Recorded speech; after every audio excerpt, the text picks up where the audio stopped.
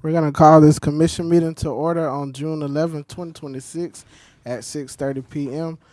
We're going to have a roll call, please. Mayor Miller, Here. Vice Mayor Bloodsworth, Here. Commissioner Grunder, Here. Commissioner Howe, Here. Commissioner White. Here. All right, we're going to have invocation and pledge by Vice Mayor Bloodsworth. Let's pray. Heavenly Father, I thank you for this day, Lord, and Lord, I just thank you for blessing us being here in High Springs, Lord. I just ask you to continue to watch over our first responders, keep them safe. Lord, uplift their families to them. Lord, just keep them safe as well. I also ask that you be with our military. Lord, as they are abroad all over this country and all over the world, Father, just be with them, keep them safe, and bless their families as well. Thank you for being who you are, Lord, and we just ask for all the many blessings that you've blessed us with. Thank you, Lord. Thank you for the rain you keep sending our way. We desperately need it, and we just thank you. Lord, just guide us to be able to do the work of High Springs. Lord, give us patience, give us guidance, give us wisdom, Lord. For it is in your name we pray. Amen. I pledge allegiance to the flag of the United States of America and to the republic for which it stands, one nation, under God, indivisible, with liberty and justice for all.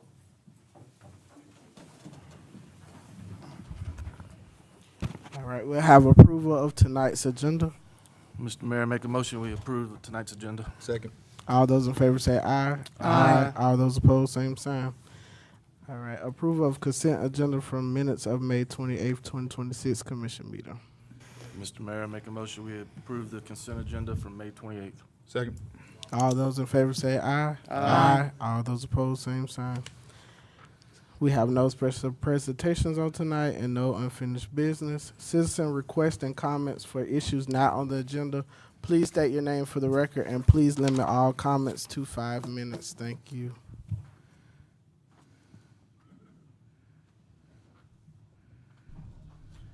Hello, Nick Whiteman.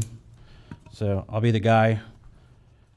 Just want to bring up the property tax bill that passed in the state.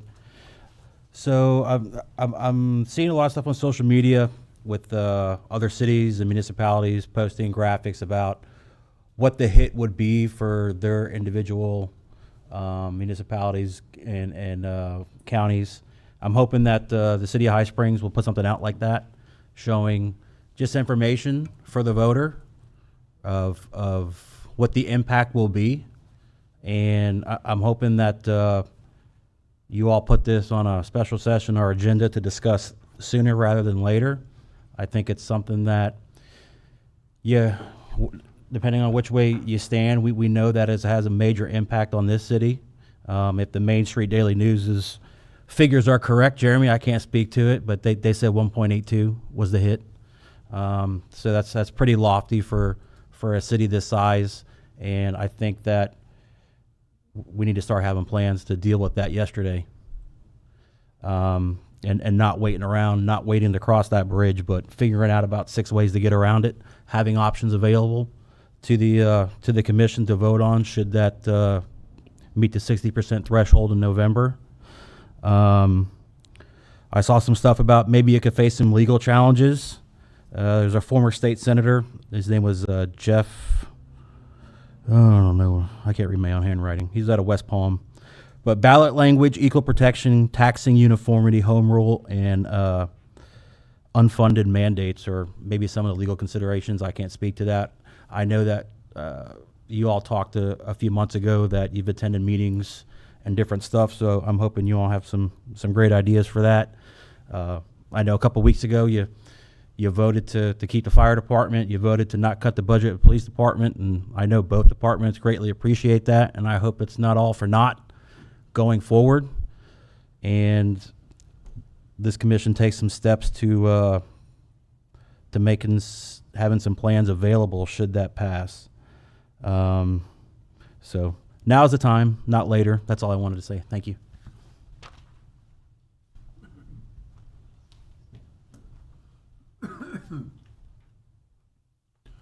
David Lynch, L-I-N-C-H.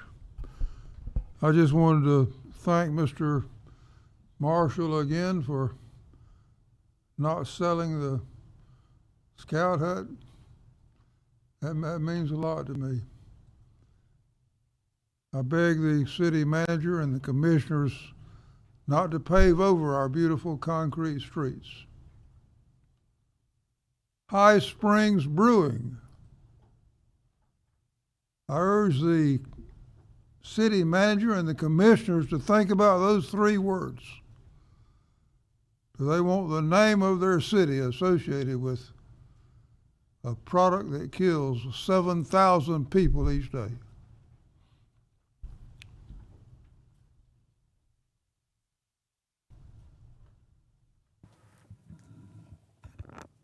All right, do we have any commissioner responses? Mr. Mayor, if I could. In regards to the property tax, right now in the state of Florida, there's 411 cities. High Springs is ranked at number 4 of being the most impacted in the state. Not based on money, but based on the percentage of our overall budget. That's very concerning, for sure. And I agree there'll be several meetings in regards to that. My next one is, Ms. Evans, you mentioned last week, I'm sorry to get back to you, about the state taking over the resource officers, right, safe schools. So I did research into that. The state technically provides funding for, and then gives it out to the counties. So for the state would not come into the city of High Springs and run our SROs. So they just provide the funding for the county to give out to us, which is what the chief uses to pay for those spots. So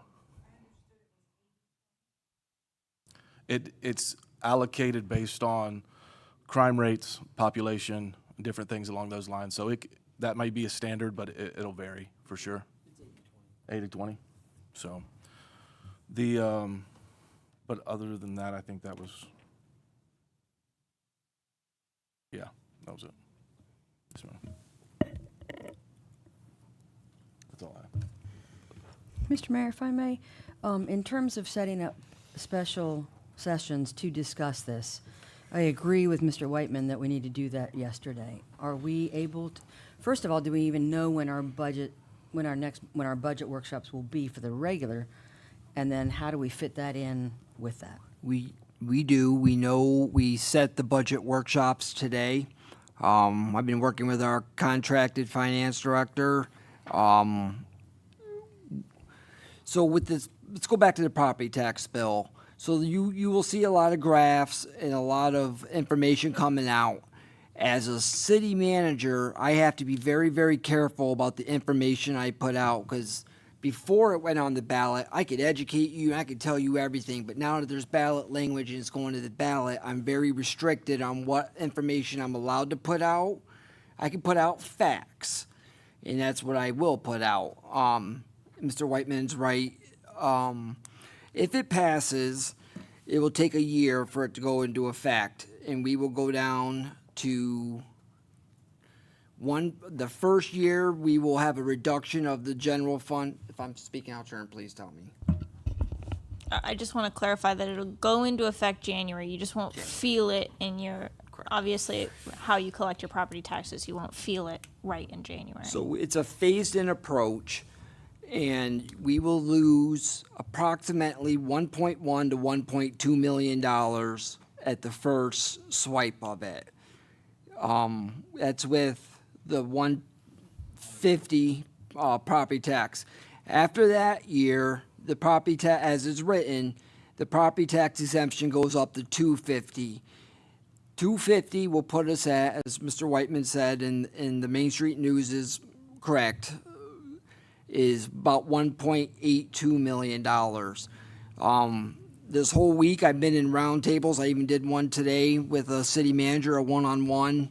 Look at my budget. We're the 4th most affected city. Look at my budget. Give me any ideas.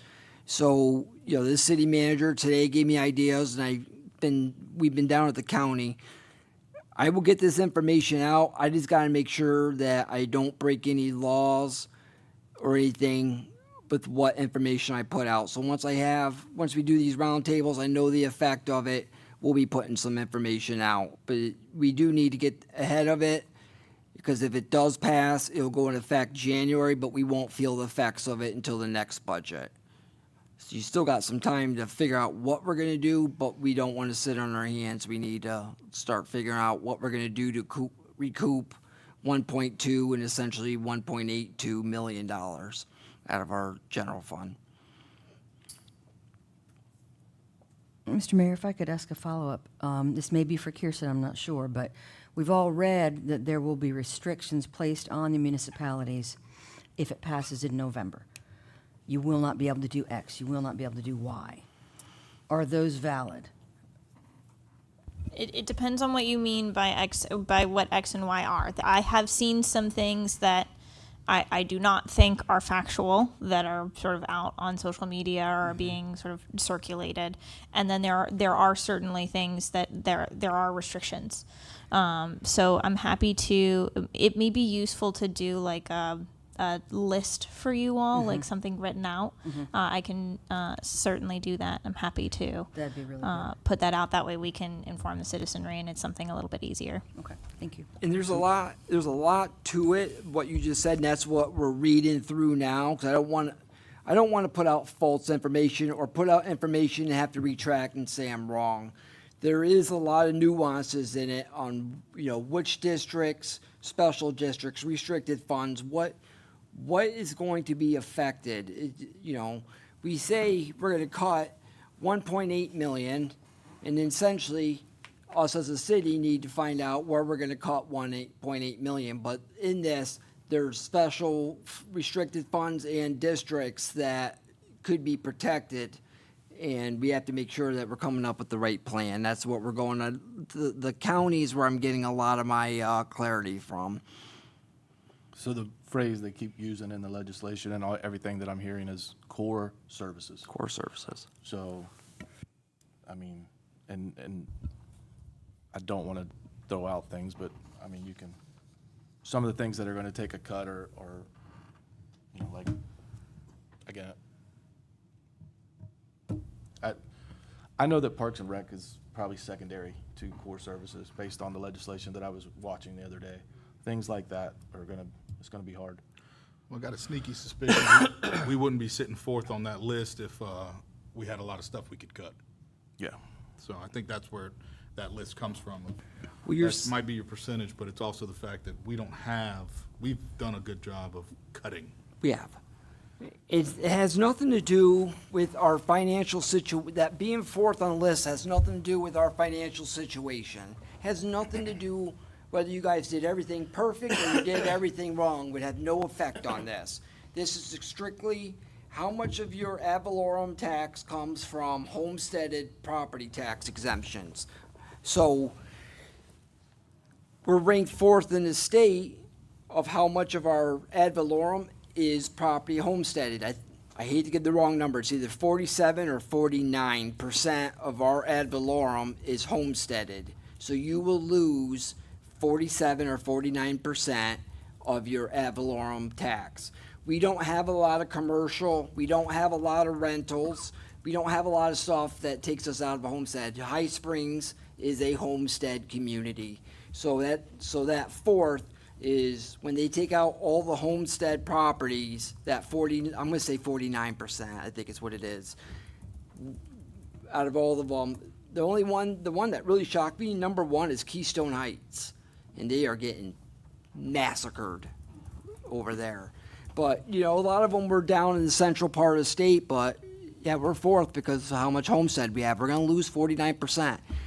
I sat down with, I'm not going to give his name out because I didn't ask him if it was okay, but I sat down one-on-one with our lobbyist and a city manager that I have a lot of respect for, and I was crying doomsday. We're going to lose 1.8 million. It's almost a third of my general fund. And he looked at it, and he started giving me ideas, and hey, this is a lot of stuff in the legislation. We're not as bad. I don't want to cry doomsday here. I think if we buckle down and really hit this head on, I think there's a way out of it. It's just, it's going to hurt. It's going to hurt. A lot of hard decisions got to get made. All right, any other commissioner comments?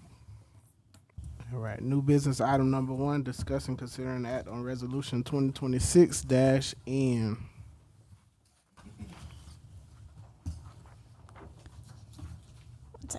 Thank you. This is Resolution 2026-N, a resolution setting the election to fill City Commission seat number 1 and number 2 in the City of High Springs, designating the election for the 3rd day of November 2026, setting the qualifying period, setting the qualifying fees, and providing for an effective date.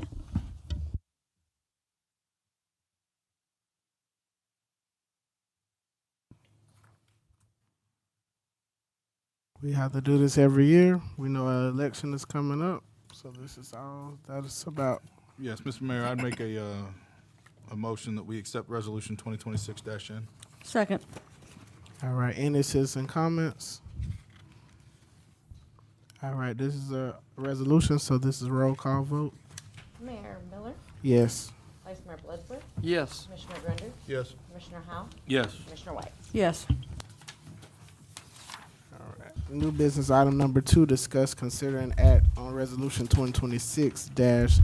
Mr. Mayor, this is Resolution 2026-0, resolution of the City of High Springs, Florida, relating to the provision of fire services, facilities, and programs in the City of High Springs, Florida, establishing the estimated assessment rate for fire services assessments for the fiscal year beginning October 1, 2026, directing the preparation of an assessment roll, authorizing a public hearing, and directing the provision of notice thereof, providing an effective date.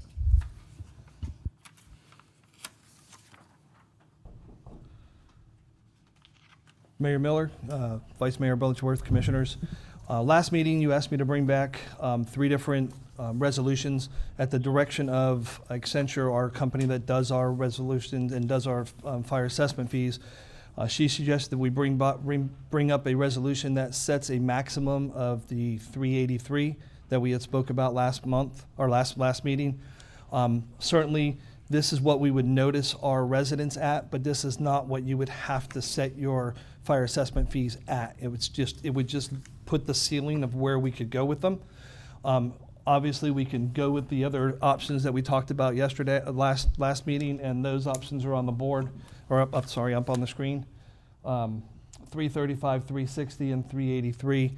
The numbers that I get from the general fund transfer, those come from looking at our overall budget, because I've already started working on my overall budget, and taking into account some of the areas that we know we're going to generate revenue from, and some of the areas we know we're not. So this resolution tonight basically is just to set that max so that we don't have to come back and reset another max, and we can notice everybody now. If you have any questions.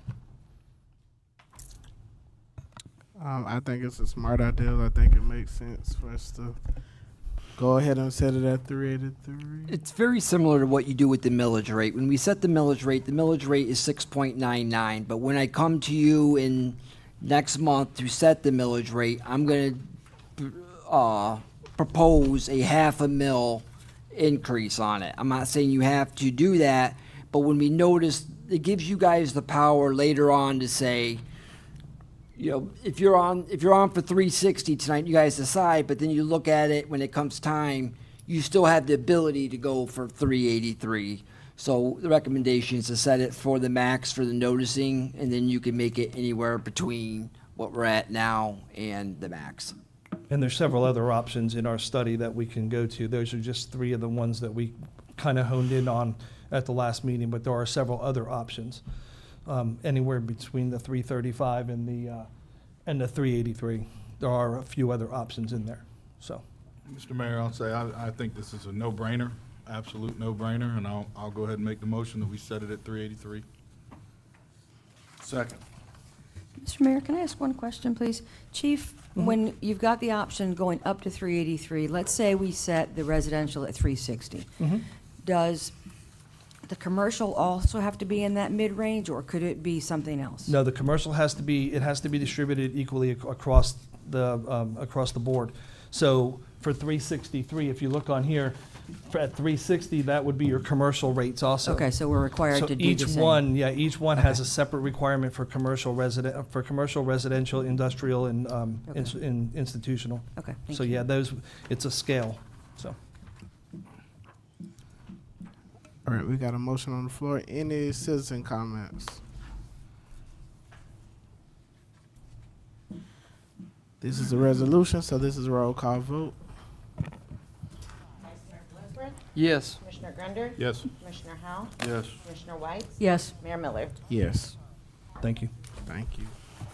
New business item number 2, discuss, consider, and act on resolution 2026-P. Mr. Mayor, this is resolution number 2026-P, a resolution of the City of High Springs, Florida, approving that certain utility improvement, access easement, and waiver of claims agreement in between the city and Justin D. Jones, the successor trustee of Barbara Douglas McElroy Heritage Trust, making certain findings of fact and supporting of the city approving said agreement, recognizing the authority of the commission to execute and bind the city to said agreement, directing the city manager to execute and bind the city to said agreement, repealing all prior resolutions in conflict, and providing an effective date.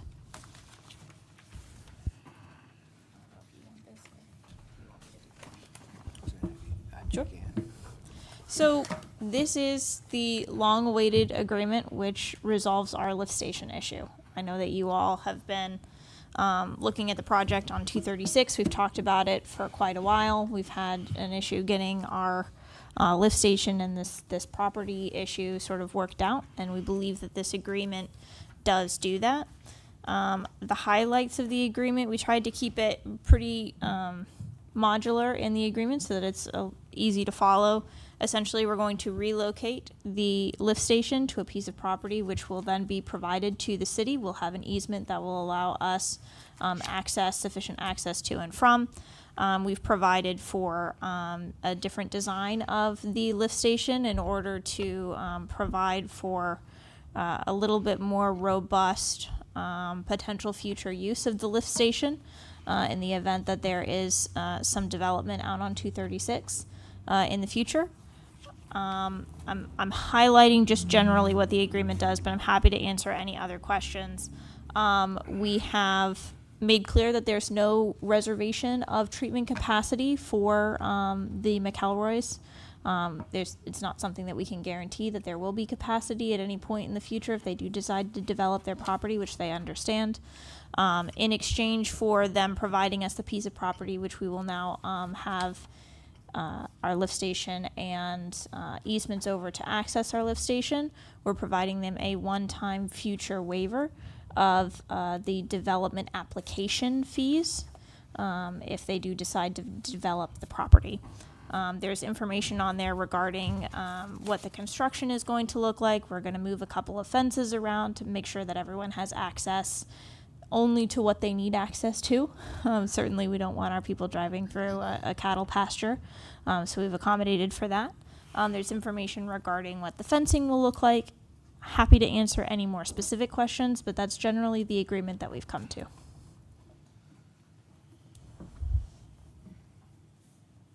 Mr. Mayor, if I may ask a question. Kirsten, I spoke to Mr. Marshall earlier. Is there a map or some kind of aerial that we could pull up so we can see what's happening? Because I haven't been on the property. I didn't want to just drive to their property, and I wasn't able to get access to it before the meeting. So it would just be helpful, if possible, if we could see what we're talking about. I don't know how this impacts the residents that are going to be hooked up. I have no visual. Is there anything you can provide any input on? I don't know exactly where it's at. I do not know exactly where. I know where Yeah. it was going, and that was gonna be, I can share you some information if you want me to. Mr. Yes, I'm gonna please. try to pull up a map. Go I ahead. know where it was supposed to be, but if you know better. As it was before, the lift station was supposed to be inside or outside their fence line Yeah. and partially in a gate opening. So with this agreement, from what I've been explained and what I've dealt with them, the now lift station is being moved into their property, away from the gate, and it's gonna be deeper for more access and more capacity and other range. But it will be on their property, basically down there at the tree line. It's gonna be on the inside of the tree line on their property, and a new fence is gonna be placed on the tree line branches so that it won't have any effect on that. And plus, they'll have a new fence, and we won't be messing with the trees versus tearing, bulldozing any trees and all that, as far as I'm That's where we're at, right? We're not bulldozing any trees or anything. Correct. The only clarification I'll make to what you said, and you didn't say it wrong, I just want to make clear that Okay. it's going to be on what is currently their property, and they are going to deed it to us. So we will own the property that the lift station is on. So in terms of cardinal direction from where it was going to be, So It's much just is better it than- going south. north, It's gonna be moved, what, just a few feet south? 5 feet. south? South, going south, because it was south and into the gate, Okay, which would be going north. So it's gonna be on the south side of the lane going down there, inside their property, which is, like she says, is gonna be deeded to the city of High Springs, and then push south 5 feet or so and in their property. I don't know the actual footage going into their property. Do we know 20, 25 feet maybe? Anybody? But anyway, the branches are old oak trees. It's gonna be somewhere over there where then they run the new fence line down there where it doesn't have to excavate the current trees and all that and mess with all that. It's a much better. It's not still where I wanted it at. Not when I- ideal, but still it's much better for the people that live down at Than the where end it of my was? street. It Oh, should have yeah. been Oh, put yeah. on our property to begin with down there at the corner of the soccer field. Should have been, That's yeah. where it should have been designed from. I think it was designed from that point to begin with, and that's why some of the controversial stuff was going on. But it is a much better, that's a heck But of it a won't lot be better. on the adjacent property that it was gonna be right near a gentleman or couple's house.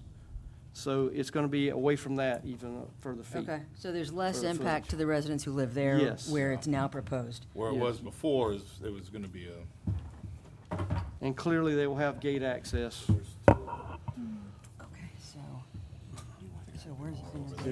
Did And I? it was gonna be here? That generally, Describe that. yeah. side right there. Oh, And that's okay. where they drive through right there. Okay. To go to their house, and they drive back here too. It was gonna be right there, it was gonna cut off both of that. Okay, And now and it's gonna that's be gonna be over here, here. okay. This It's- is helpful, It's a lot better. thank you.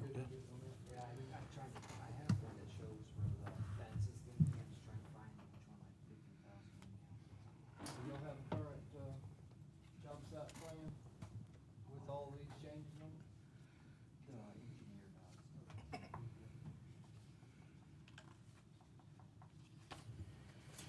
So, Mr. Vice Mayor, with this proposal and the fact that you've got eyes on it and Commissioner Grunder has eyes on it, this is preferable. Okay, it's on the, I apologize, it's just the other side, I said. It's gonna be back on that side, Okay. yeah. Got my north and south mixed up. Okay. So still, as a local resident, this is also preferable for you? Yeah, I mean, Yeah? yeah. Okay. I mean, I'm in the middle of the street, so it didn't really bother me either Yeah. way, but it definitely, I heard about it from some of the people at the end of the street. This will be much better that it's over on the other side of the fence. There is trees there now. Okay. They can plant, more, privacy bushes and whatnot. And where it was before is one family at that end of that street actually uses that pull-off right there as their driveway. And that would have impacted them and Okay. how their layout is. They'd had to lose a tree and a couple other things, but that's not gonna happen now. Okay. So, I mean, Yeah, the folks at the end of the road on your side were actually, some of that tree was gonna be yeah, it was gonna have to go. go. Yeah, it was gonna have to because- go. And it wasn't even really affecting the job, but it was the overhanging limbs that was Yep. gonna be a problem. So, So this is a much better solution. It's on another person's complete piece of property. It doesn't touch anything that Okay. affects a citizen, that's on that road. Thank you. I think it's a very fair way to work it out. I appreciate the work. I really do. I'm grateful for you and Danielle getting on this and getting it straightened out. We're happy to do it. So is this point where this moves us forward with this project? Yes. My neighbors will appreciate that. I get a lot of text messages. So- We so flagged it some about things- 73 times, and they keep asking if they gotta pull them up every time to mow. So some things about this project the main thing is the federal funding there's more than just federal funding that's funding this, but the federal funding portion of it has to be spent, no extensions allowed by September 30th. I talked to Tim Norton, he's the engineer that's in charge of this, and asked him, hey, before I put this through, do I have to kill this or, and he said, no, they can get it done. They're going to use the federal funding first, and then what's left, they'll use after September 30th. A couple things are going to prove challenging is one, there is a gopher tortoise. We have people out there trying to get it. It could take up to 30 days. I hope they get this thing out of there. I love animals. Before anybody gets upset, I love animals. Let's just find them a new home. That's right. That's right. And then the other thing is the gopher tortoise. Shoot, I drew a blank. But we have to, the permits for the right-of-ways, they expire, so the engineer firm has to go back and reapply for those, and that'll take a little bit. So I called the engineer saying, hey, we're gonna pass this tonight, hopefully, and, we can start construction Monday, because I want to get this money spent. And he said, no, we can't start Monday, but we'll start it as soon as we can. And with the gopher tortoise, they're going to start away from where it's at, so we don't disturb the borough or anything like that, but we got to get this money spent before September 30th. So that's where we're at with the project. All right. Do we have any citizen comments? All right. This is a resolution. Roll call vote. Commissioner Grunder, Yes. Commissioner Howell, Yes. Commissioner White, Yes. Mayor Miller, Yes. Vice Mayor Bloodsworth. Yes. All right. New business item number 4, discuss, consider, and act on mutual aid agreement for operational assistance between the City of Gainesville Police Department and the High Springs Police Department. Good afternoon, Mr. Mayor and Commission. Before you is the renewal of our mutual aid agreement with the Gainesville Police Department. Their agreement is every 5 years, so that's why we're here, to enter into that agreement.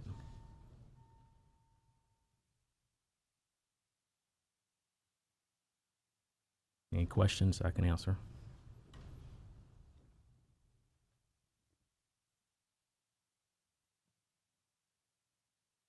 Mr. Mayor, if I could ask a couple questions, please.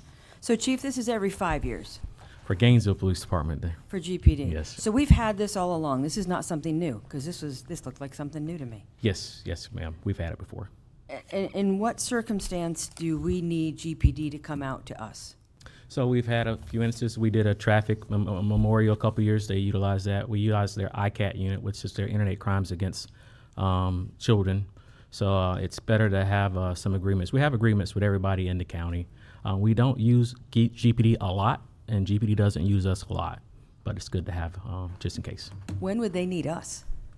Surprisingly, they actually did need us. Really?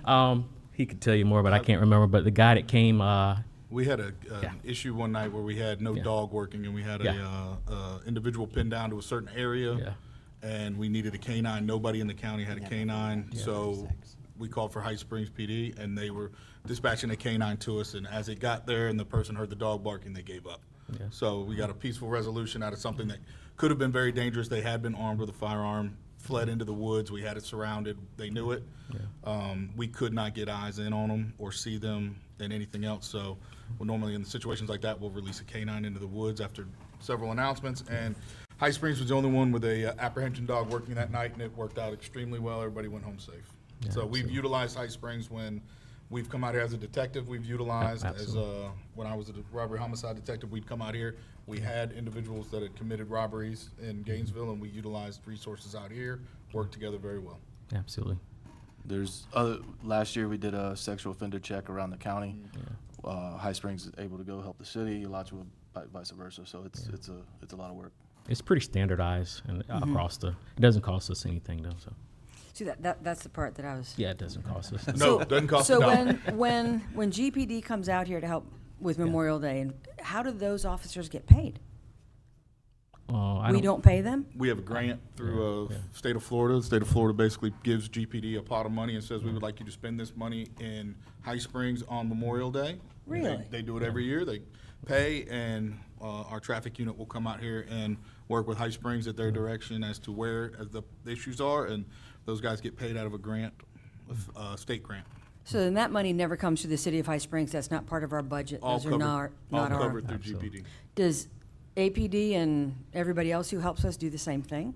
Yeah, I can't speak for other agencies, but I can speak for High Springs. So like we'll help out Alachua for the 4th of July event. We'll utilize on-duty resources. So we'd have maybe 3-4 officers, or myself, or our lieutenant would go out. It's not like it's paid an overtime to us. So I can't talk about what other agencies. A lot of times where he's speaking in terms of there's pots of money and they utilize it. So we've got guys that are on duty that go to other cities to help while they're on duty, so we are paying their salary. Correct, but that's on duty services. Like they're not being paid overtime. Williston does the same thing for us, so it's a trade off. Okay. Yeah, it's pretty routine and standardized, and have been for many years to have mutual aid agreements with other agencies. They become very utilized, especially like what he's saying in terms of investigative services. So like we deal with the same suspects. Our detectives are going out in different jurisdiction, and then they'll meet up with Gainesville Police Department, and we have those mutual aid agreements to effect arrests and to have So accurate. when we had the stabbing here recently, how many different agencies were dispatched to help us for that? 2 different agencies, the Alachua Really? County Sheriff's Office and the Alachua Police Department. And is that pretty standard? Oh, it's pretty standard for a Yeah. priority call, yes. Priority calls. I don't know what that means. It's gonna I don't know what that means. It's not your routine domestic violent call that you're dealing with 90% of the time. It's going to be a robbery, a violent crime of that nature that law enforcement is needed urgently. Okay. So, All right, entertain a motion.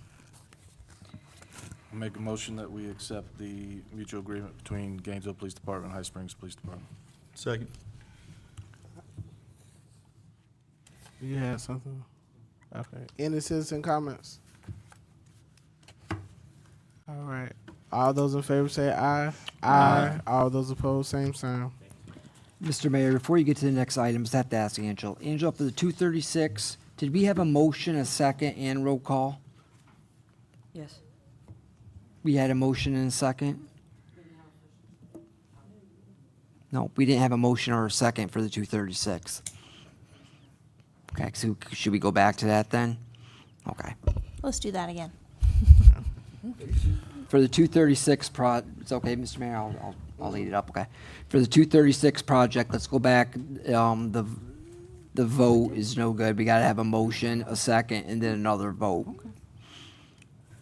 Mr. Mayor, I'll make a motion that we accept Resolution 26-P. Second. Any citizen comments? All right, this is roll call vote. Commissioner Grunder, Yes. Commissioner Howell, Yes. Commissioner White, Yes. Mayor Miller, Yes. Vice Mayor Bloodsworth. Yes. Thank you. All right. New business item number 5, review of current fee structures for the City of High Springs independent of impact fees. Commissioner White, would you like to tell us? So Commissioner Weiss asked for this to come on. I've talked to her a little bit, got an idea what she's trying to do. Again, a lot of this is us getting ahead of the game. What do we got to do to bring more revenue to the city, especially if we're going to possibly lose a lot of revenue here in the near future? So we need to take, I don't think, if I'm speaking wrong, Commissioner Weiss, jump in. I don't think we're looking for a detailed analysis tonight. I think we're just talking for a quick, high-level discussion on what you want to do about fees. It says independent of impact fees. Remember, in the budget for next year, we are going to try to budget 3 studies. One of them is an impact fee study. We are very low on impact fees, but this is independent of impact fee studies. So just a quick as you want, high-level discussion about just fees.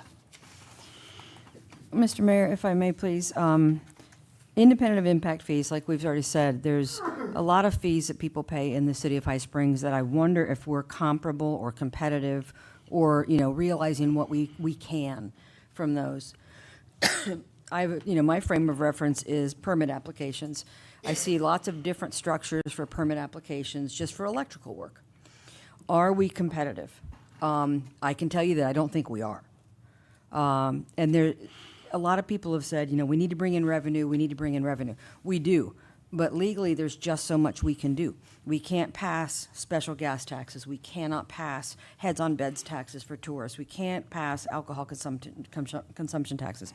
We don't have the ability to do that. But this is something we have control over. Looking at maybe our rental fees or anything where we are charging somebody money, and then there's something else that I don't think we do. I'm pretty sure we don't. But there's a business tax receipt that some municipalities or counties require businesses to have. I don't know if we have that or not. And it's not a huge amount of money, you know, $35 a year, $40 a year, not a bunch. But the nice part about that is that the burden is not only or primarily on the local businesses that have brick and mortar here, but if, for instance, my day job wanted to pull a permit in the city of High Springs, we would have to have a business tax receipt. We don't have a business here. We don't help the city at all, but if we want to do work in the city, we have to have an annual business tax receipt. And I'm saying, High Springs does not have that, but there are some municipalities where we do. Is that something that we could do? It's not a bunch, but it's something. And I don't know administratively how much of a hassle that would be, you know, to have a business tax receipt, or it used to be called an occupational license, I think. But that helps to spread the burden to lots of other businesses and not just our local guys here, because there's a lot of tradesmen that do work around here. Just trying to get some outside the box thinking to see how we can legally have say over maybe getting more revenue in. So staff has, we continuously look at different ways to bring revenue. For an example, I don't know if this really falls under the fees, but one of the things that we haven't updated in a long time is what we charge for our cemetery, for the cemetery plots. And so we're looking at that. Also, Chief Peters has noticed that we're supposed to inspect businesses every year for fire inspection. That hasn't been happening.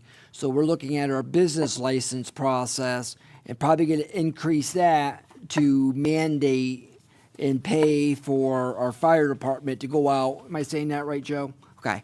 To make sure that they're going out and getting these annual inspections. So the business fee, Christy, what is our business license cost?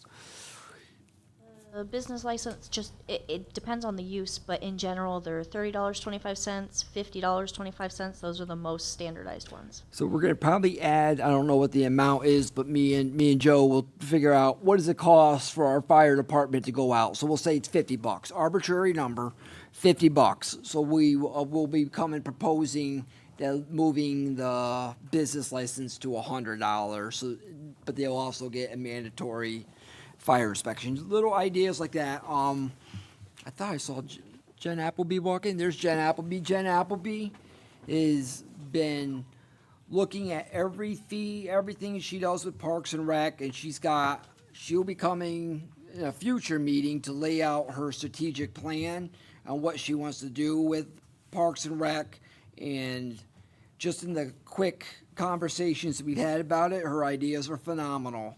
I don't think we can do them all, not to take wind out of her sails, but she's thinking, and all staff is thinking in every aspect of their jobs, what can we do to do more revenue? So based on the guidance tonight, we will probably look at every fee that the city does and take a look and say, you know, is this appropriate? Are we missing out on something? Just adjusting them, but we're well into this. Without the discussion, we're well into this. Following up on that, Mr. Marshall, if I may, Mr. Mayor, in terms of if we do a fire inspection fee, legally, can we make sure that money goes to the fire department budget? I don't know. Do you know, Joe? Okay. I don't know 100%. Good news is we got some people that will know, and I can get that for you. But if we can, and that's the will of the commission, then great. Yeah. Well, if the business license is $50 and the cost of an inspection is another $50, and we charge $100, in my opinion, as city manager, I would like to see the $50 that the fire department generated go to the fire department to pay for that inspection. Because if not, it's going to go to a GL anyways, and we're going to use it. Might as, let the fire department account for what they raise. And same thing, if Jen Appleby starts a underwater basket weaving class and it gets 50 people in there and she generates money, that money should go back to for programs and public. I'm big. I know you guys have heard this before, but my philosophy on the money, on how we raise it, is it should be spent in the spirit it was raised. So if the fire department raises money, then they should be the benefit of it. What I don't like, bad example, but our utilities are raising all this money, through utilities, and we take that money and we spend it elsewhere in the city. I'm trying to put a stop to that. So if utilities raise the revenues, it will stay in utilities, fire, whatnot. Now, some of these fees may have multiple departments. A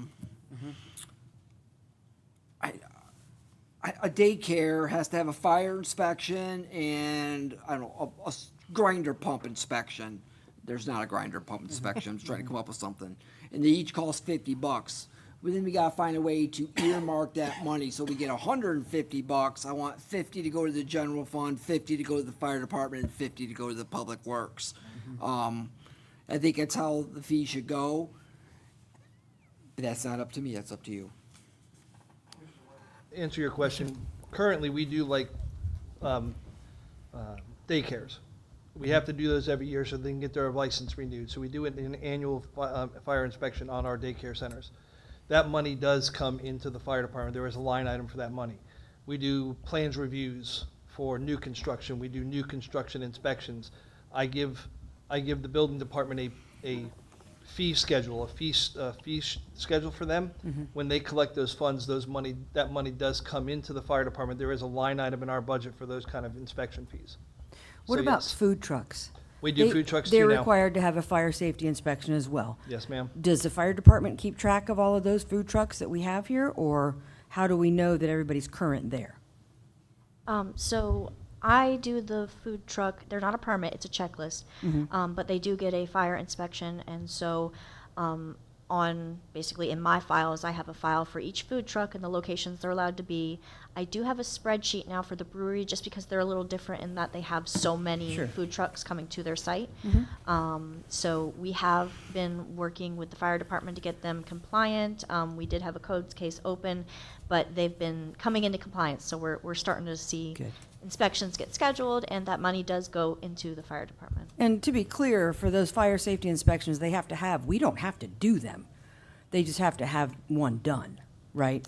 Doesn't have to be done by us. We have to do that. We have to do it. Okay. Yes. Okay. What would be ideal is if we'd have some kind of regional decal that says that these trucks were inspected, so that everybody knows that they were inspected by all of these different municipalities. Because it could get very costly for them, but they do have to be inspected by us, because we don't know what they're gonna do when they set up, especially the ones that use pop-up tents. Those are the most important ones to make sure that you inspect, because they have different types of hazards than the actual trailers themselves.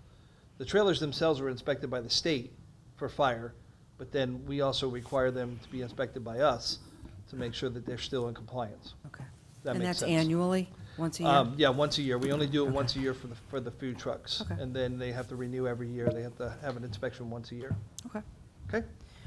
And this isn't necessarily a revenue generator thing, but it's something that I wanted to discuss. I mean, it may generate revenue, but we've got compact parking signs downtown, but we have no ordinance in place to be able to enforce anything. I don't know, for me, that's more about safety than it is about revenue. Can we put that in the hopper to discuss an ordinance so that Chief Shepherd's guys could actually enforce that?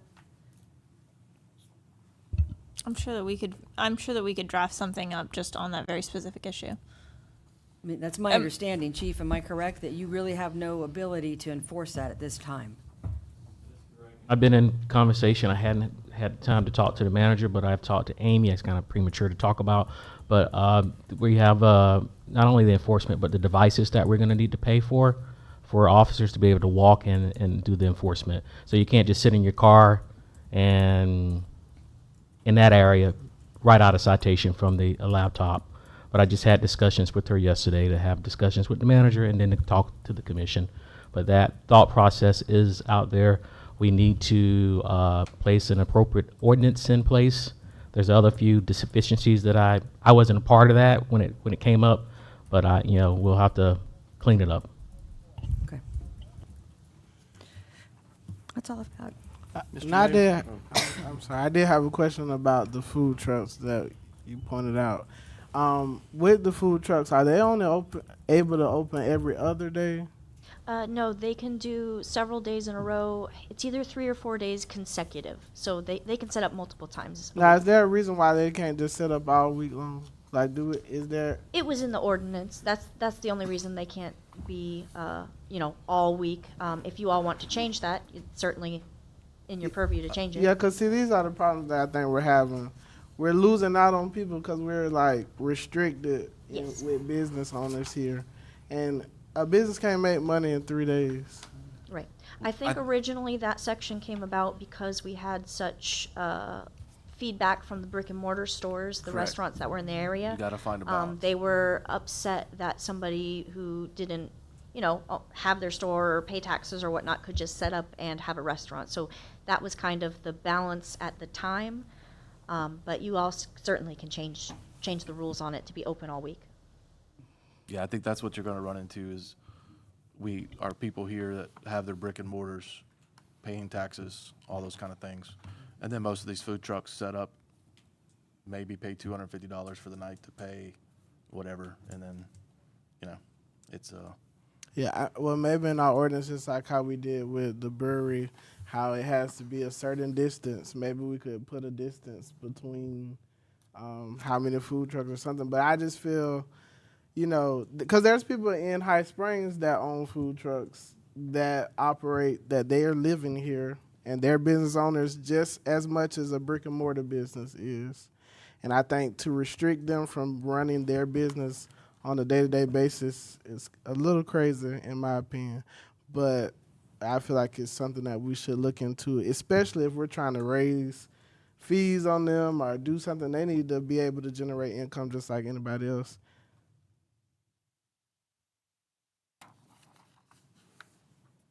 But that's just okay. So I was looking at ordinance 92-4. So I don't know if we're like discussing all of this, but I did quite a bit of work. So these fees have not been increased since 1992. Is that right? All right. So Newberry, they have like a $94 flat fee rate, and then they do 25 additional type with setup. So I was looking at some of our rates, like barbershop, we could, raise it up to at least $25 to $50. Anything that's under, that doesn't have a double-digit number, should be raised to at least a double-digit number. Because we have some that's like $9, $5. So everything should be at least in the double digits at minimum. Then I went to our grave site. The standard rate for burial is $1,000. So non-residential cremation should at least go to $1,000 because that's standard across the board throughout the county. So, but I mean, like I said, if we want to go rate by rate, I did all of them, but I don't know how much we're doing tonight. So. Well, Mr. Mayor, I'd like to touch on what you just, about these rates. Yeah, and you're right, it says it was signed in 92. But you go down here and look on the second page at number 67, 69, and 70, just for gas stations alone. And maybe you can correct me if I'm wrong, but wouldn't it be simpler for us as a city to have what you just touched on, having all this combined in one? Let's come up with it's like gas stations. You got to pay $40 for a gas station to have that type of gas, $40 for this type of gas, and then $6.25 for each pump. As he's commenting, why can't we come up with, say, and I'm assuming each gas station pays this yearly, correct, from what I'm reading? So why can't we just come up with a general number? And then you look at the insurance companies, if y'all look at that on 79, A, B, and C, they have it broke down. I don't know why it's broke down, but we should be able to come up with a number for insurance companies in town and say, this is what you're going to pay for your business license, and make it simpler. We can take a look at that. I mean, is this normal practice? Does anybody have any comment knowing this is normal breakdown as this is? Like I said, with Newberry, they have a standard fee across the board for everything, and then they have an additional 25. So if you have 2 barbers in your barbershop, you add an extra 25.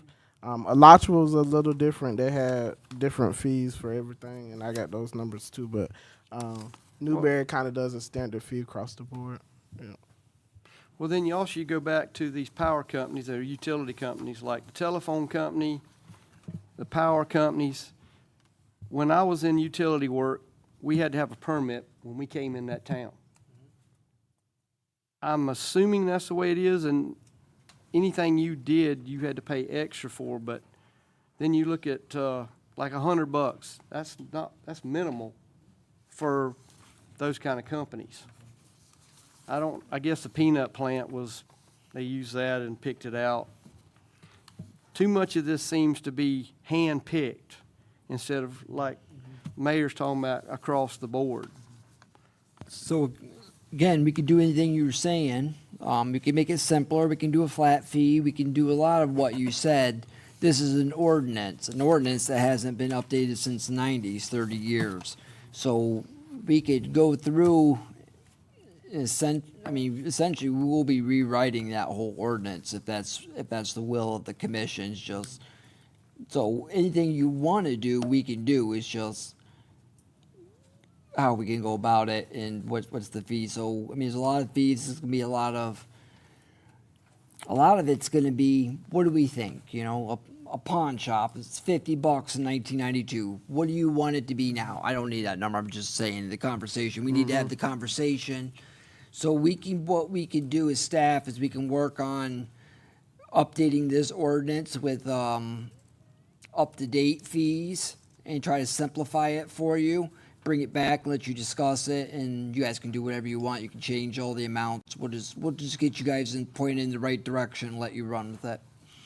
So, Mr. Mayor, basically looking it up, it says the standard is establishing a flat fee rate for everything, and then the multipliers are based on business type, size, and number of employees. So that's something to think about. But at the same time, it mentions Florida State Statutes, Chapter 166, where the regulatory fees, it covers separating fees to cover specific administrative costs. So, I guess it's separating. It looks like it's something that's done, so. Well, you bring up a good point and how old this is. We don't even have the chemical plant listed on here because this was way before their time. So do we know, is it a flat fee for what they're paying right now? Does anybody have any idea what that might be? Do you know? I know that there's one business in town that came to me with this idea, actually, and they said they've paid the same fee for 7 years they've been open. So, and they said, please don't break me, but it said it's Mayor, probably time for an increase. I believe they would fall under manufacturer. It says manufacturer is not otherwise provided for. There is also one that is unspecified that we use when we do unclassified right here, 169 at the end. So it could be either one of those. But I would have to check their record to see what they have been paying. Well, and then you also look at dentist. Well, you have self-employed folks in there cleaning teeth and all that. They're not even accounted for in here, are they? Am I seeing that or missing that? If you're going to do a barber shop and you're going to hit every chair, wouldn't that be in the same line of credibility if you're going to do it that way per chair? That's why, let's come up with a flat fee that's doable and reasonable for everybody. Yeah, I think my only drawback from the flat fee structure, because of how we've been doing this so long, if we go to a flat fee, I'm worried that we're going to be losing some money because some of them are kind of at the top already. You got Auction House at 100. Unless we're trying to bring everybody up to the highest amount, we're going to kind of be losing money if we go down any on some of them. I think that's where you bring in like the square footage of the building or something like that, and you kind of balance it out. And I don't know we could figure out what our base fee would be and different things. I agree, whatever we do, we need to make sure we're gonna make money from it, Yes. not lose it. Yeah, because I kind of like. Oh, I'm sorry. Go No, ahead. no, go Russell. ahead. No, I agree with what you're saying. We don't want to drop. We're too far. I don't think we need to reinvent the wheel either. We got No. all these other places that have updated things locally. I mean, we just need to get on board with what a basic industry standard is, figure out what the, low, median, high is, and get there where we see fit and kind of see what everybody else is doing, because obviously we're 30-plus years behind the 8 ball on this, so Yeah. they've already done all that work for us. We could just copy off what other people are doing, make this thing a lot easier on staff, and move this thing along quickly. Yeah, so that's what I'm saying. So the difference, so Newberry does standard fees, and then Alachua does, like us, they have the different functions. And I was, like I said, since we already have the different functions, I highlighted some areas that we should just look at off bat. 18 and 19, even though I'm a barber, you need to go up on me. 18 and 19, 70 needs to be looked at, 85, 109, and 143 is what I had that should be looked at.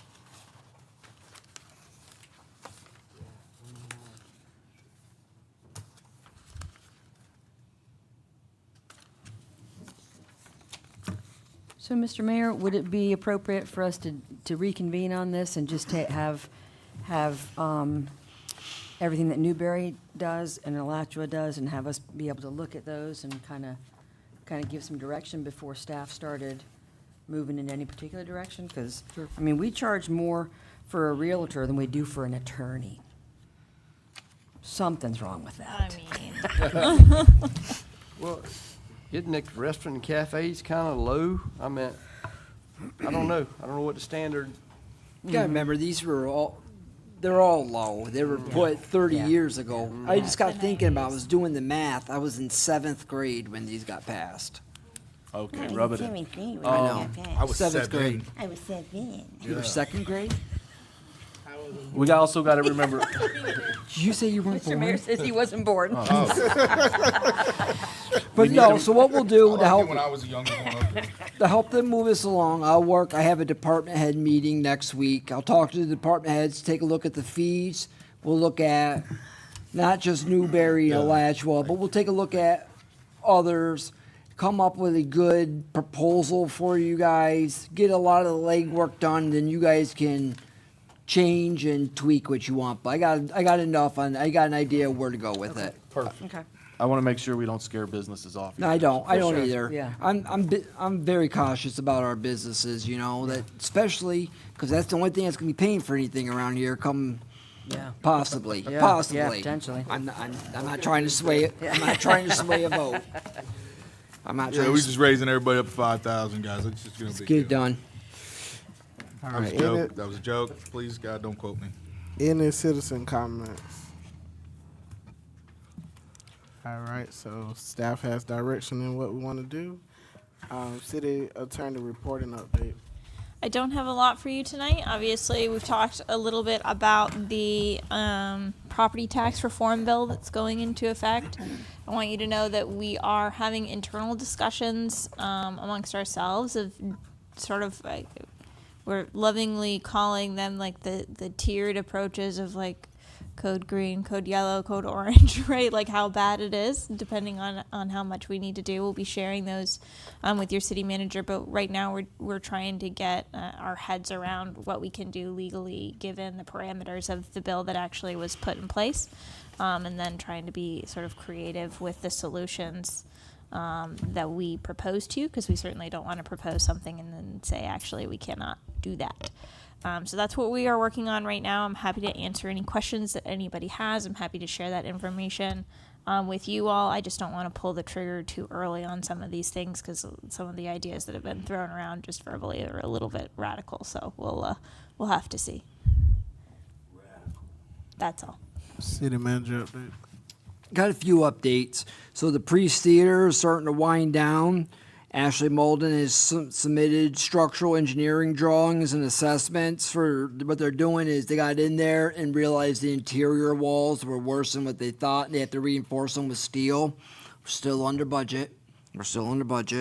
but we have to get these approved by the state architect. That's where that's at.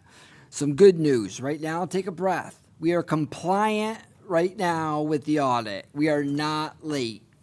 For 2 weeks, enjoy it, because June 30th, you're going to be late again, all right? So with the audit, the audit firm has to come and present the audit to you and to do it. They're got a bunch of cities. The first time they can get out here is July 23rd. So that will be Brendan. He's the partner at James Moore, and he's going to come out. We need to have our budget meetings or hearings are coming up. We have it tentatively set for September 10th. Ooh, I'm not here September 10th. I can see what I could do. I'm in a training that day. September 10th, we'll be doing the first budget hearing.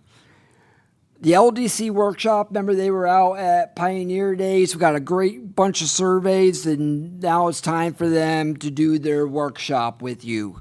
So we need to set a date for the workshop, either at the end of this month or early July. It's a standalone. Don't make it part of a commission meeting, because it's going to be about 3 to 4 hours. So is there a preference on when you would like to do the LDC workshop? And the other thing you need to think about is, do you want to invite the planning board as a board to come to that workshop, or do you want them to speak as citizens? Another thing for you to think about. Is any guidance on what you want to do about the LDC workshop? I think they should come as a board. Come as a board? I agree too. I just wanted to put it to you guys. And Do our you guys- next meeting would be the 25th, right? What's that? Our next meeting would be the 25th? Yeah, you don't want to do it the same night Okay. because they said about 3 to 4 hours for the workshop. So you want to probably do it on its own night, and I think we're fairly flexible on what night to do it, so. Is anybody open or available for the 23rd of June? That's a And we'll Tuesday night. have to, give me a few dates, because we got to reach out to the consultant to make sure that they don't have other things as well, but. Tuesday's a good day for me. 23rd would work for me. I can't do the 23rd. 30th? Anybody can do the 30th of June? 30th is good. I can do the 30th of June. Yeah, my Tuesdays daughter's are not a birthday, good day actually. for Let me, me, but I mean, if I love you, if I baby. just have Happy to, birthday. I'll figure out a Happy way. Who's this? Yeah. 30th? Okay. And How about any Monday nights, guys? Any of that work for you Yeah, guys? Mondays are great for me. I don't love a Monday. I can't do the 22nd. I'll be the volleyball tournament. 29, 30, I can do 29, 30th. the So you 7th doing of something July. No, I'm sorry, I'm out of town that week, so I could probably do the 29th. All right, well, we could do 29. I'll make myself available. We'll send the 29th and the 30th to the consultant to see which, make sure that she can make it to either one of those. And, I want to go back to that tentative budget hearing. That's tentative because the school board gets the first right of what night they do their budget hearings, and we're precluded, we can't do it the same night. Right. Then the county has second rights, we get last. So, the county's already announced theirs, the school board has not announced theirs. So if they say September 10th, then we gotta move ours. But for now, we have it tentatively September 10th. And I wanted to end with some really big news. We have hired a permanent finance director. She's here, Leslie Moyer. Wave your hand, Leslie. She is coming from the county, highly recommended from the county, and her first day will be June 29th. So we're happy to have her aboard. And that's all I have, Mayor. All right, Commissioner Howell? Just more on the property taxes. I use the Florida League of Cities website a lot. There is a toolkit on there that anybody could go to. I will also post it on my social media.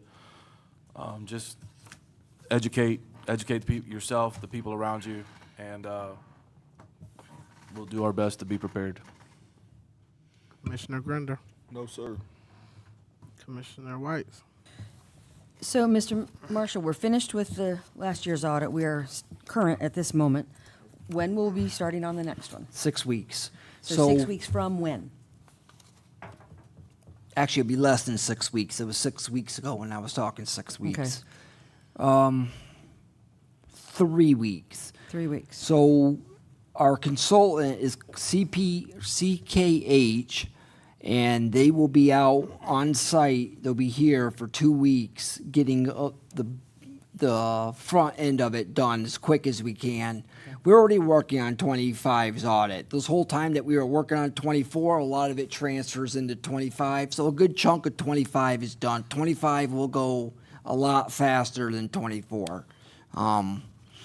Some of the problems is with 24 is I wasn't here when they did the budget for 24. So when the auditor asked, why did you put this amount of money and whatnot, we didn't have the institutional knowledge for it.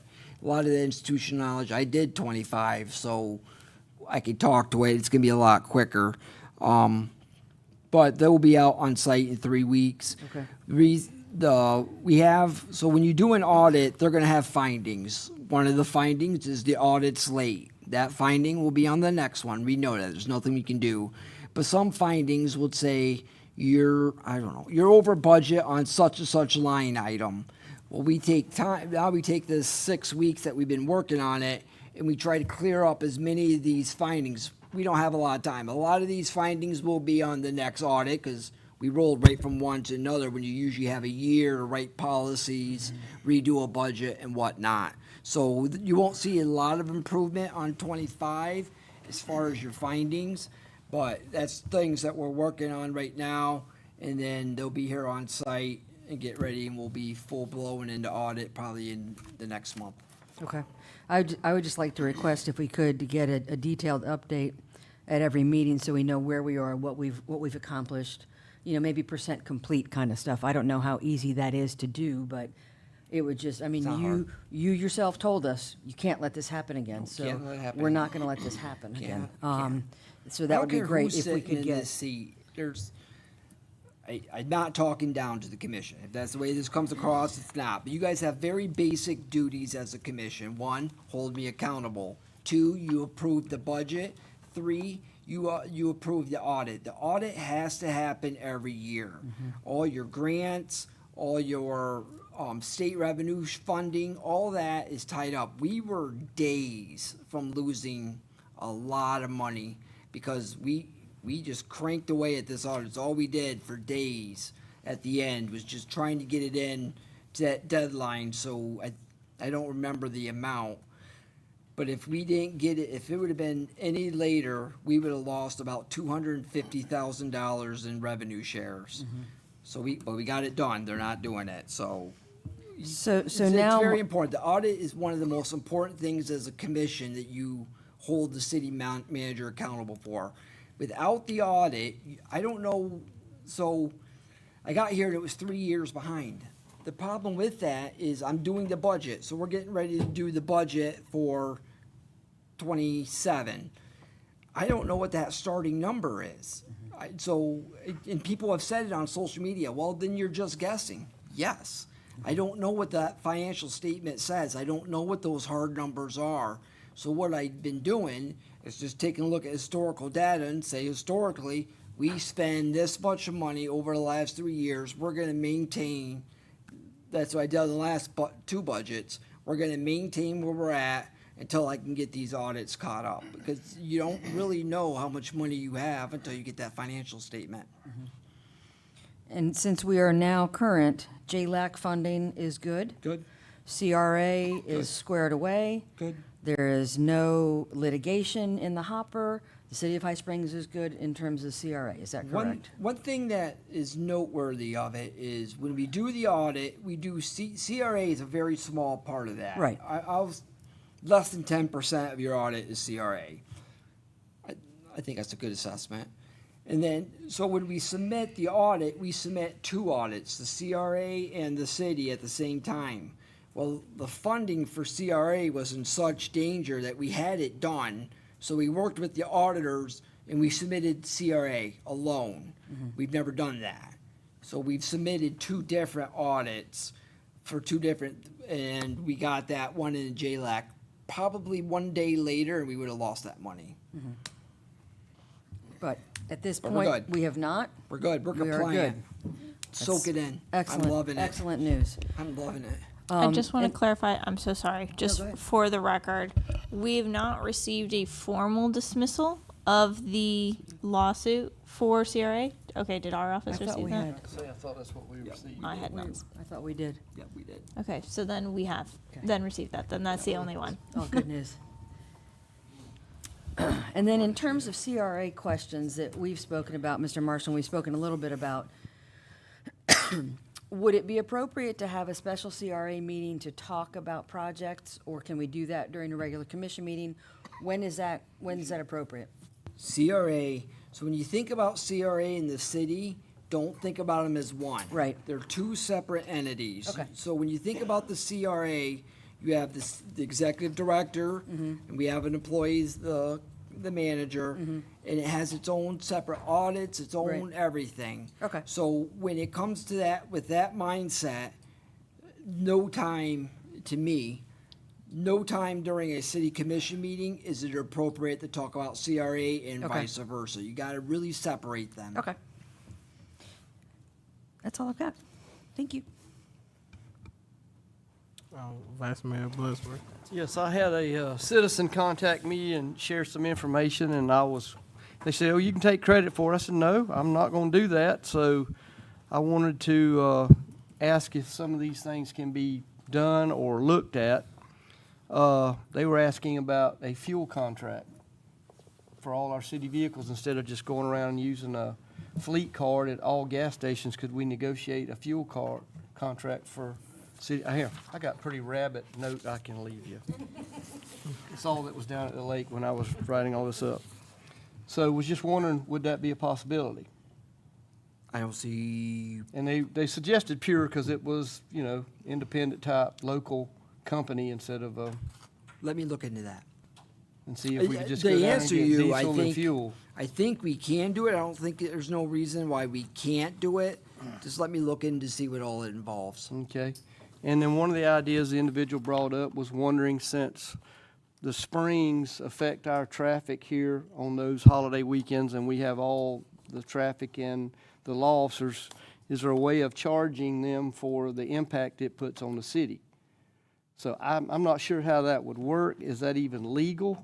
Like, let's just use Jenny Springs. They have impact on our traffic in town.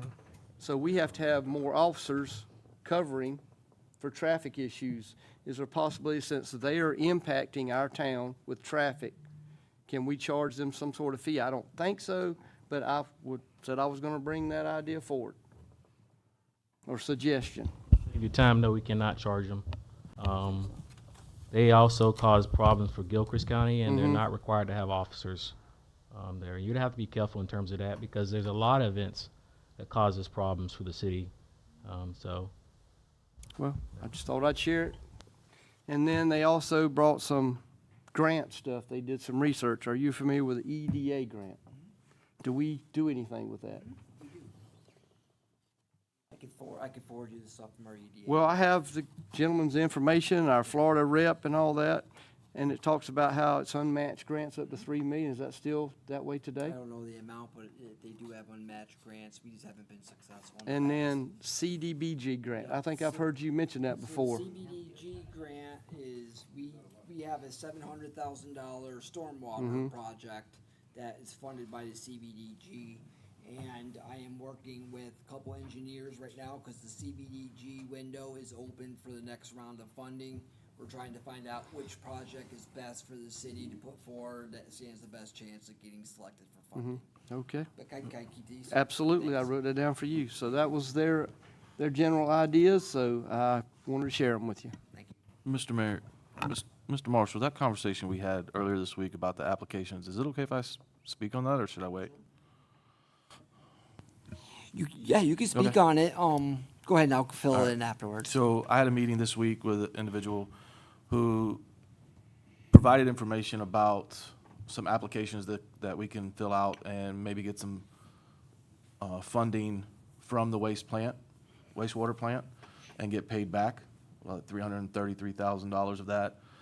And we have the possibility of maybe selling stake in the Canoe Outpost or even the Priest Theater and obtain another $333,000. So the applications have to be filled out, of course, by us. We have to make it sound, we have to describe the impact or how it'll benefit the county as well. And then if we get approved, we'll get that money back. So Some with of it. those funds, if I remember right, so those funds are coming out of your half tax or half cent Correct. gas tax. So it goes into your wild spaces, public places, and your infrastructure. The commission before this designated the infrastructure to roads. Now, that's the direction I've been given with it, and I haven't changed that. But if it's the will of this commission to take a look at other, it's an infrastructure, it falls underneath infrastructure.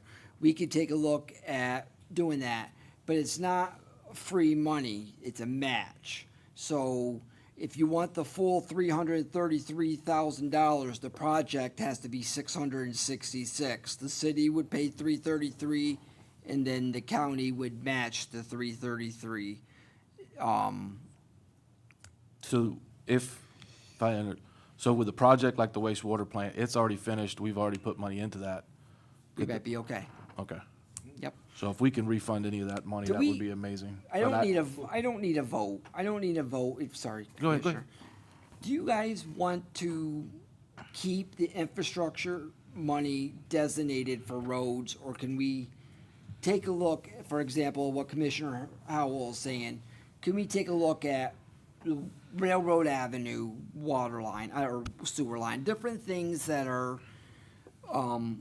hey, but our roads are bad and I don't want to pave over our concrete streets, but you know, if we need to do it.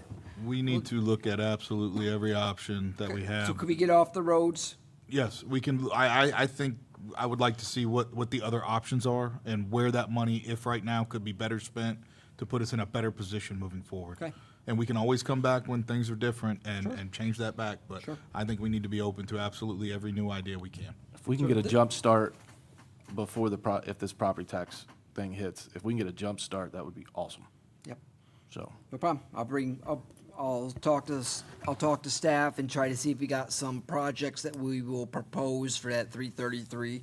I know you talked about the water or the sewer plant. That might be a great project. We'll take a look and see what those monies are eligible for and bring some solutions back, and you guys can decide what you want to do with that. But remember, we gotta come up. They reimburse us. So if we said we're gonna build something, we would have to pay $666,000 up front. Take that project, once it's done, send it to reimbursement back to the county, and they would reimburse us up to $333. We don't have to spend $333 all off. It could be several projects and at $100,000 here, $100,000 here, and whatnot. We could do different projects, or we could do one big one. The person that Commissioner Howell talked with, I trust beyond all other people that this person knows this stuff inside out, so that's who I will be getting in contact with to figure out the best way to go through this. Vice Mayor. Yes, I had one other I forgot to ask. Chief, I had brought up the last few meetings about the no left turn out of Tractor Supply. I was hoping to get I was asking, can we find out why that is that way? Because that was not in the original plan when McDonald's was being put there. That's why that road was in there, so people could come out and take a left turn from Tractor Supply to go back to Columbia County or the boat ramp road in that direction. So DOT did that after that project. I was asking about clarification on that. Why was that done, and can't we look at that again? Because it is not safe for people taking a right-hand turn to do a U-turn in front of Winn-Dixie or going in the parking lot to turn around there, especially with trailers trying to do a U-turn. So why did the DOT possibly change their reasoning for that move? Because you said we did not put that there. They did, correct? Spoke on it, but I don't. I know you brought it up last time. I hadn't had the time to talk to the manager and us to research it, and we would have to go back and look at what actually FDLT recommended. I apologize. I don't have the information right now. Well, I sure would like to get clarification sir. because, we got a lot of citizens that call High Springs home and they're coming out of Columbia County to go into Tractor Supply or McDonald's and they can't make that left turn to go back home. Yes, sir, and that's a project that is approved throughout the city with FDOT. That was FDOT and I think planning, so we'd have to go back and look with Christie. I don't want to say I don't take ownership over it. But Well, I'm yes, sir, just going by absolutely. what I the agree. Get you- McDonald's We'll project. get you an answer by the next Okay, meeting. Thank you. But Good Vice question. Mayor, if I remember correctly, when the guy presented the project from McDonald's, he mentioned that Tractor Supply was supposed to do it, and they were coming in, so they were going to do it. And I guess I think I remember that too. That DOT thing, that left turn only.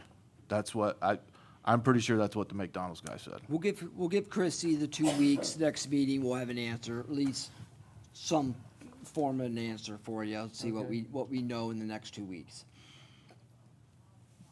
You had anything else? Nope. All right, so my question was about CRA. I do got a CRA question. Ask your question. I'll let you know if I should answer All it. right, do we got any updates about the funds, if they could be used for water our road projects? So as soon as you adjourn this meeting, I'm heading to Orlando for a training on infrastructure for CRA tomorrow in Orlando. Okay. So I will ask these questions. The class is infrastructure above ground, but I'm gonna ask about under the ground too. So that's where I'm heading to tonight. All right, so that was my question about that. So I won't. Nope, no worries. But my other question was, I know that we got a new finance director. That is great, but will we be keeping our contract finance director to finish the audits that we need to finish? No. So a couple things. So our contracted finance director is very narrow in what she can and can't do because she's not an employee of the city. As city manager, I'm allowed to enter into contracts that do not exceed $25,000. So when I made the decision to go to a contracted finance director, we contracted for the 3 months at $7,500 a month, not to exceed $25,000. If I kept her on any longer, I would have to do a whole new contract, bring it to the board and whatnot. What's good about it is Leslie is starting on the 29th, and our contract doesn't end until mid-July. So there's gonna be a couple weeks of layover. And I talk to the finance director every day, and what we're doing is all the stuff that we know she's not gonna get done, we're putting into a spreadsheet with the status, what it is, any notes. So when Leslie takes over, she's got something to hit the ground running with. And then my next question, Jennifer Appleby just left, but I know on the last agenda that we had, she was supposed to do a presentation. Is that presentation gonna happen? I'll find out. It's not gonna happen No, tonight. I know it's not gonna happen tonight. No, but I'll it's- find out. She yeah. wants to do a 5-year. Yeah, I she's will- supposed to be doing a 5-year on Wild Spaces. Yep, I'll find out when she can do that. She left. Okay, for those that's watching on tonight and those that's in the audience, square dance classes are going on at the Civic Center right now. What? Hurry up and get there before 9 o'clock. Our employee of the week is Mr. Mike from Public Works. He has worked very hard bridging the operational gap at Public Works while we look for a director. And I entertain a motion to adjourn. That's So Mike. moved.